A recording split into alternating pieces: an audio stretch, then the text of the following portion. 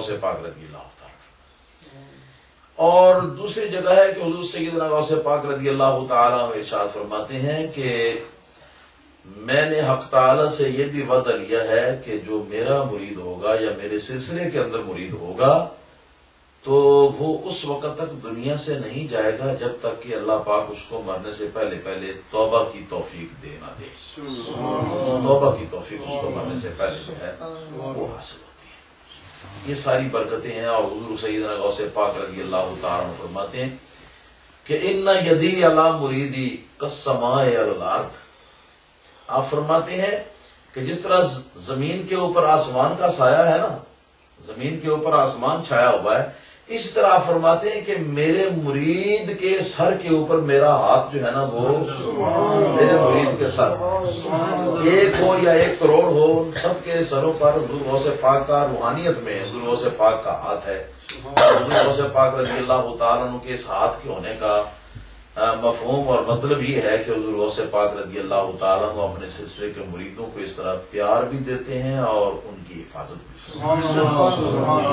اور حضور غوث پاک رضی اللہ تعالیٰ عنہ فرماتے ہیں لو انکشفت عورت مریدی بالمشرق وانا بالمغرب لسترتها۔ آپ فرماتے ہیں اگر میرے مرید کا لنگ، اس کا پردہ اگر کھلنے لگے، اگر اس کی بے عزتی ہونے لگے، وہ میرا مرید مشرق میں ہو اور مشرق میں وہاں اس کی بے عزتی ہونے لگے اور میں مغرب میں ہوں، تو آپ فرماتے ہیں لسترتها، تو میں اس کے اوپر پردہ پوشی کروں، میں وہاں رہ کر اس کی پردہ پوشی کروں۔ یہ حضور غوث پاک رضی اللہ تعالیٰ عنہ کے، حضور غوث پاک کی تو بات ہی کیا ہے جی۔ آپ یہ بھی فرماتے ہیں کہ میں نے اللہ پاک سے یہ بھی وعدہ لیا کہ یا اللہ پاک جو میرے مدرسے کے دروازے کے سامنے سے گزر جائے وہ بھی جنت میں جائے۔ یہ کیسی کیسی عجیب و غریب باتیں ہیں۔ آپ تو محبوب سبحانی ہے نا، اللہ تعالیٰ کے محبوب ہیں حضور سیدنا غوث پاک رضی اللہ تعالیٰ۔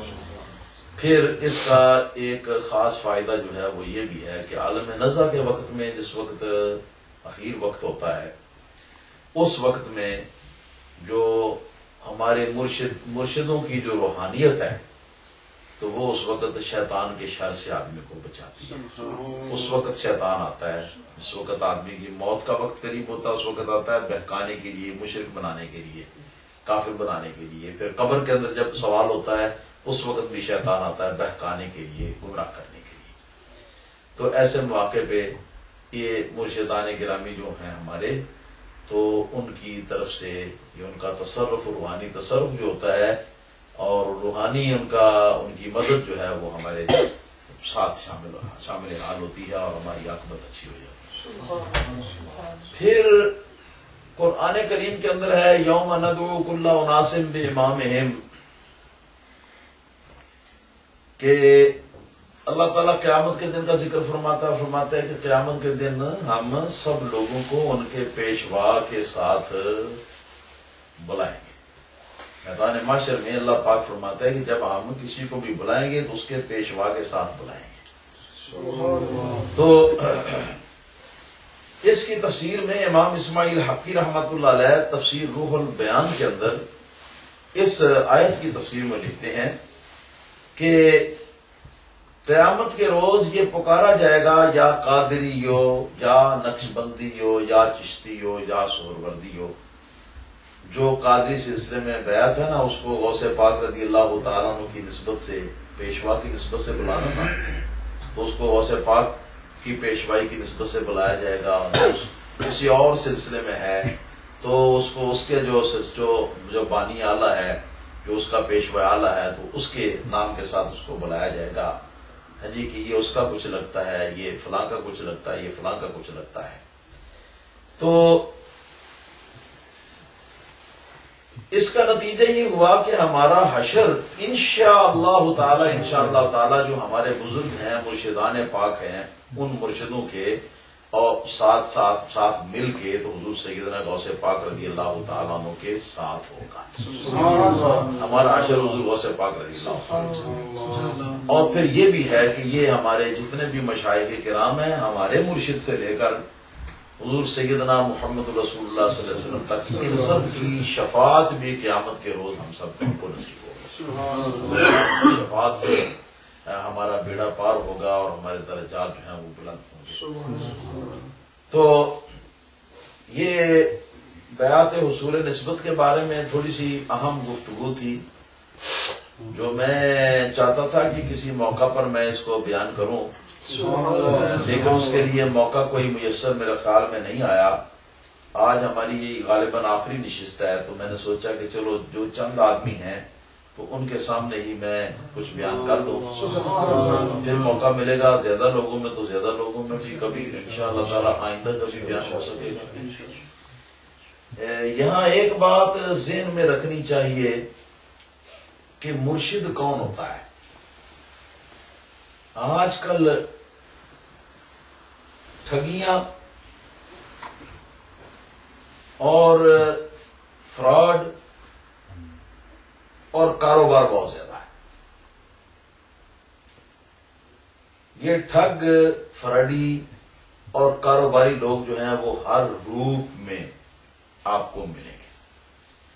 کوئی بزنس مین کے روپ میں آپ کو ملے گا لیکن ہوگا ٹھگ۔ کوئی جو ہے وہ کیا نام ہے وہ سیاسی لیڈر کی شکل میں آپ کو ملے گا، پولیٹیکل لیڈر کی طرح، لیکن ہوگا وہ ٹھگ، ہے نا جی۔ اور کوئی جو ہے وہ عالم کی شکل میں، کوئی پیر کی شکل میں، کوئی قاری کی شکل میں، کوئی کسی دنیا دار کی شکل میں، کوئی کسی دیندار کی شکل میں۔ جو ٹھگ ہوتا ہے اس کے سر پر سینگ تو نہیں ہوتے جس سے وہ پہچانا جائے، تو ہر کوئی اپنے کرتوتوں سے پہچانا جاتا ہے اور اپنی وہ جو اس کے کردار ہیں، جو اس کے کام ہیں، ان سے پہچانا جاتا ہے۔ اس زمانے میں جہاں ایک اینٹ اٹھاؤ تو نیچے سے 10 20 پیر جو ہے نا وہ نکلتے ہوئے نظر آتے ہیں۔ اس زمانے میں عوام الناس جو ہیں ان کے لیے بہت مشکلات ہیں اس معاملے میں کہ ہم مرشد جو ہے وہ کس کو ہم سمجھیں کہ کون مرشد ہو سکتا ہے اور کون مرشد نہیں ہو سکتا۔ تو اس لیے یاد رکھا جائے کہ ہر لائن کی طرح جو یہ لائن ہے، اس لائن کو بھی اسلام نے خالی نہیں چھوڑا بغیر اپنی رہنمائی کے۔ جو بڑے بڑے مشائخ کرام حضور غوث پاک جیسے، حضرت شاہ نقشبند جیسے، حضرت مجدد الفسانی جیسے، حضرت خواجہ معین الدین اجمیری رحمۃ اللہ علیہ جیسے، حضرت خواجہ عمر شاہ عبد الدین سہروردی، حضرت داتا گنج بخش علی اجمیری رحمۃ اللہ تعالی علیہ، حضرت بابا فرید الدین گنج شکر رحمۃ اللہ علیہ، حضرت سلطان باہو صاحب رحمۃ اللہ علیہ، اس قسم کے جو بڑے بڑے جو اس لائن کے جو اسکالر ہوئے ہیں اور اس لائن کے جو بہت آگے دور تک آگے بڑے ہوئے پہنچے ہوئے لوگ ہیں، تو ان لوگوں نے شرع شریف کے دلائل میں غور کر کے تو 4 شرطیں جو ہیں وہ بیان کر دی ہیں۔ یہ 4 شرطیں یہ ان کی گڑنت نہیں، انہوں نے اپنے پاس سے نہیں گڑی، یہ کتاب و سنت اور شریعت کے قوانین سے انہوں نے لی ہیں۔ یہ 4 شرطیں یہ اخذ کیا انہوں نے۔ 4 شرطیں اگر پائی جائیں تو وہ مرشد ہے، اس بات کا اہل ہے کہ اس کے ہاتھ پر بیعت کر دی جائے، اور اس کے ہاتھ پر بیعت کرنا یہ فائدہ دے سکتا ہے۔ کون سا فائدہ؟ وہی فائدے جو ابھی میں نے بتایا، بیعت ہونے کا یہ فائدہ، یہ فائدہ، یہ فائدہ، یہ فائدہ۔ تو یہ سارے فائدے جو ہیں یہ ہر کسی کے ہاتھ میں ہاتھ دینے سے حاصل نہیں ہوتے، جب تک صحیح جگہ پر آدمی نہ پہنچے اس وقت تک یہ سارے فائدے حاصل نہیں ہوتے۔ مولانا جلال الدین رومی رحمۃ اللہ تعالی علیہ آج سے کئی صدیاں پہلے تھے، اس زمانے میں بھی ٹھگ بہت ہوتے تھے، لیکن آج کے زمانے میں تو حد ہی ہو گئی ہے، پوچھنے والے ہی کوئی نہیں۔ تو مولانا جلال الدین رومی رحمۃ اللہ علیہ نے ارشاد فرمایا، اے بسا ابلیس آدم روح ہست، اے بسا ابلیس آدم روح ہست۔ وہ فرماتے ہیں کہ بہت سے آدمیوں کی شکل میں شیطان ہوتے ہیں۔ فرماتے ہیں کہ بہت سے